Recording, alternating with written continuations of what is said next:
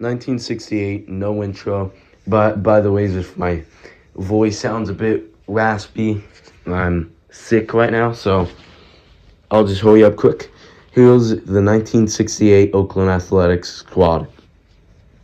This goes in order of the wins above a replacement, so it's led by Bolt Campaneros at short, new player Reggie Jackson getting the start in right field, Rick Monday in center field, Sal Bando at third base, Danny Caddo at first base, John Donaldson at second, Jim Pagliarone at catcher, and Joe Koff, who I don't know why he's one of the only players I've never been able to find the baseball card to. And it's led by a new manager and Bob Kennedy, which they get 80 wins. In Kansas City, the highest amount of wins was not even 75. So this is crazy. And without Jim, he kind of wasn't in the picture at all with these Athletics. And why won't this game get out of our way? Move. Oh yeah. Forgot about this.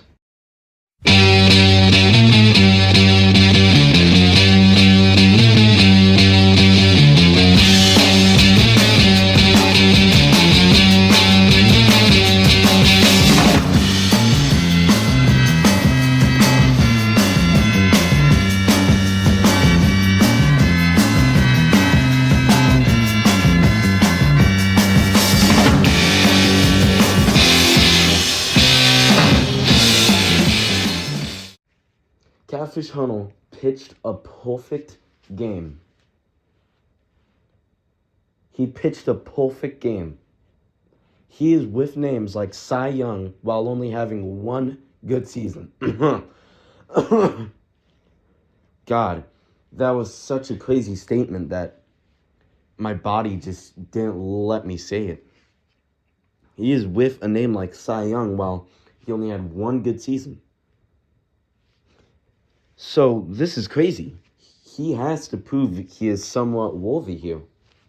Yes, that is Joe DiMaggio. The Athletics were a team of new faces. Sal Bando, Reggie Jackson, even though he didn't show a lot, Wally Fingers, who would become an X Factor later on, Bolt Campaneros, who had another great season, of course. Vida Blue is pitching in the minor leagues, who also became a pretty big player later. Rick Monday had a good season. Jim Nash came back after his bad 67 season. And really, Catfish Hunnell, his only cool thing that he showed off for being a pretty young player was he gave Jim Pagliarone a gold watch because he did good on calling pitches in his perfect game. Catfish Hunnell was looking for a better season in 69, and the Athletics, just as a team, had a better season. They had 88 wins. And they got new head managers. I don't know what head managers are. I don't know why I don't have this part on my script. They had Hank Bauer and John McNamara. And for their leaders as a team, they had Sal Bando, Blue Moon Autumn with another pretty great season, and Reggie Jackson. Oh yeah, and Catfish Hunnell. He came back. He got award 2.3, and he was working very hard. He had 250 innings pitched. The Athletics missed out on the playoffs in not only 1968, but 69. Which makes sense, but with the talent that this team has been fielding, it just gets a bit sad. It's really sad to me. So,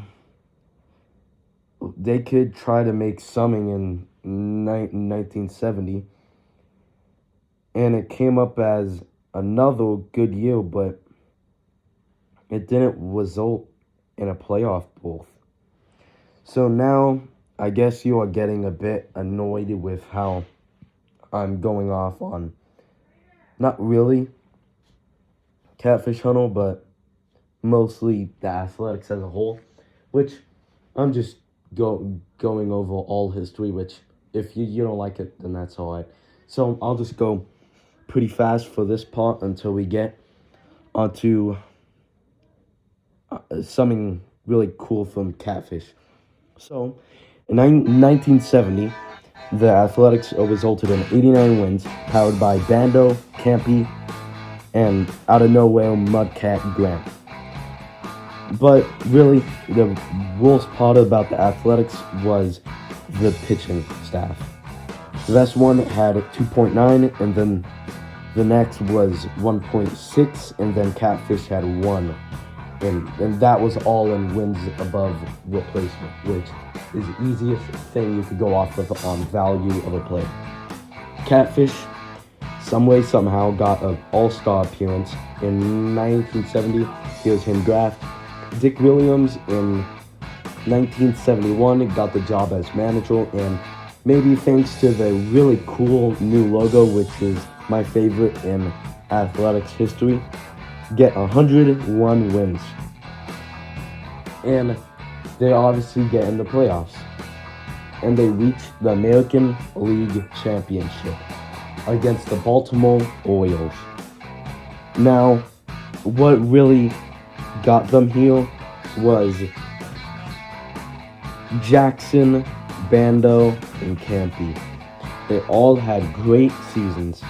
On paper, Catfish Hunter had a good season. It was alright. He got above 20 wins in a season of an ERA of 2.96, but who cares? There's Vida. He had an ERA of 1.82 and a WAR of 9. He was lighting the league up. So, for the fourth game of the ALCS in Baltimore Memorial Stadium, Blue and Baltimore pitcher Dave McNally compete for the game. Now, I'll go over the radio broadcast to give you just the important parts of the game. And, oh my, that's a lot of baseball.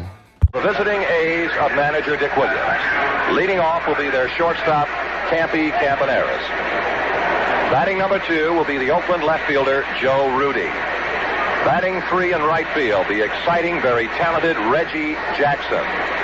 The number 4 hitter in the Oakland order is certainly an Oriole nemesis of long standing, a 2-time National League batting champion, Tommy Davis. He will be at first base.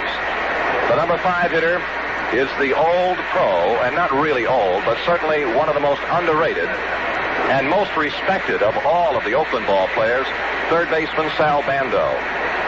The number 6 hitter will be center fielder Angel Manguel. Batting 7 and catching Dave Duncan, the Orioles now take the field. Dick Green bats 8 and plays second base, and the pitcher is Vida Blue. For the Orioles, they'll bat as follows. Paul Blair leads off center field. Dave Johnson bats 2, second base. Rettenmund 3 in left field. Frank Robinson 4 in right field. Boog Powell 5 at first base. Brooks Robinson 6 at third. Andy Etchebarren 7 and catching. Mark Belanger number 8 and shortstop, and the pitcher Dave McNally. And now, ladies and gentlemen, with pride, here is our national anthem. Sal Bando in the top of the second hit a leadoff double, so now he's in scoring position with Angel Manguel, who hit a triple. He hit a triple. That brings in a quick run with Dave Duncan up to hit now. And no break for McNally as he hits a double. That brings in Manguel for home. They have a quick 2-0 lead. And barely, with the next batter up, Dick Green, he McNally made a nifty grab, just barely throwing it out. I forgot what exactly is said on the broadcast. I didn't write it down. I'm pretty sure he was tripping around a little bit because he could barely get the ball, so he got a nifty grab there. And finally, Vita Blue batting ninth, easy out, and they finally get out that inning.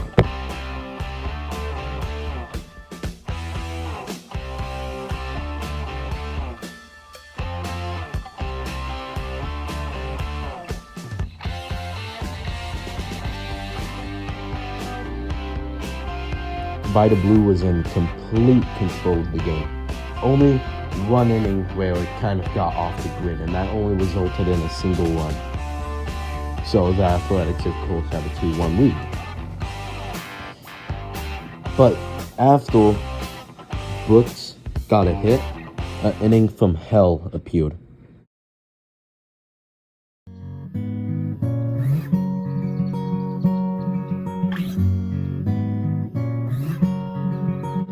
Etchebarren, fly ball. Frank tags up from second. He's now on third. 2 outs. Bellinger got a single. That brings up McNally. He was pulled out for Martin to hit, and he gets a double. He has applauded it and taken out of the game on injury. Jim Palmer, a pitcher, is now brought in for running. Blair doubles. Finally, Johnson grounds out. 4 runs. Oh yeah, and that shouldn't be DR and DH. That would mean designated runner and designated hitter.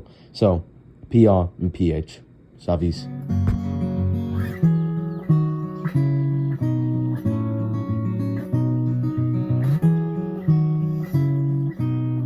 Alright, well, at least we still have game 2, and never mind. Who even cares? Just read ahead this part. The Orioles sweep, and at least we could have some joy in watching the Pirates beat them. But even then, the Orioles did do pretty well against them. Well, let's just skip forward to 72 with Dick Williams, and let's see what happens. Right, don't let me down. Alright, cool. Where did Blue go? Oh, there's Catfish, one of his greatest seasons, and so has a lot of the other players. Because this is the start of one of the best baseball teams in MLB history, the Swingin' A's.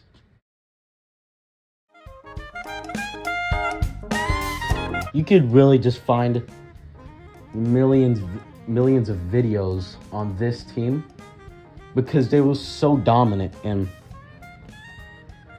a long stretch of time. And really, they were great. I can't find a lot of awards for them. They won in 72, 73, and 74. But they didn't last so long. Sadly, they weren't here to stay. And one reason was the man who even brought the Athletics here to become this team. Ye old Charlie Finley. He was kind of a cheapskate with the players. He didn't give Vita Blue a good contract. Neither Jackson, Fingers, Campaneris, and Catfish. And Catfish just only really went to the Yankees even though they weren't the highest bidder because he was close to North Carolina where his home is. So that's really the centerpieces of this dynasty gone.